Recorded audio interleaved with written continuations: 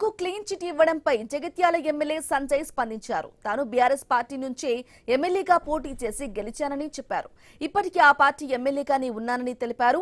అభివృద్ధి కోసమే కాంగ్రెస్ తో కలిసి పనిచేస్తున్నానని స్పష్టం చేశారు. తాను అందుకుంటున్న జీవితంలో 5,000 బీఆర్ఎస్ పార్టీకే వెళ్తున్నాయన్నారు. అసెంబ్లీలో బీఆర్ఎస్ బిల్లులు ప్రవేశపెట్టి విప్పు జారీ చేస్తే ఆ పార్టీ ఎమ్మెల్యేగానే మద్దతు ఇస్తానని సంజయ్ తెలిపారు. కలవడానికి పోతే తెల్లవారే ముఖ్యమంత్రి గారు కలిసిన తెల్లవారే ఎలాంటి అథెంటిసిటీ లేని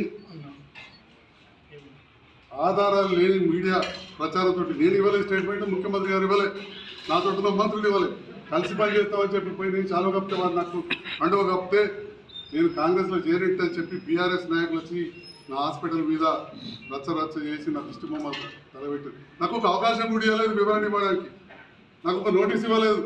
మన కవితం అదే అడుగుతుంది కదా వివరణ వివరణకి.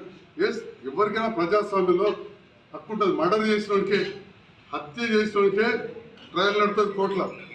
అలాంటిది నేను ముఖ్యమంత్రి గారిని కలవగానే అది శాలవప్తి నాకు కండువ కప్పగానే తెల్లవారంగానే నా ఇంటి మీద దాడి, తహసీల్ చౌరస్తాల దాడి మీరందరూ కూడా చూసారు. అదే రోజు నా మీద అఫిడవిట్ వేసి డిస్క్వాలిఫై చేయమని చెప్పి స్పీకర్ దగ్గర పిటిషన్ వేసింది. నాడు కూడా నేను స్థానిక బీఆర్ఎస్ నాయకుల గురించి కానీ అధిష్టానం గురించి కానీ ఈ రోజుకు నేను విమర్శించలేదు.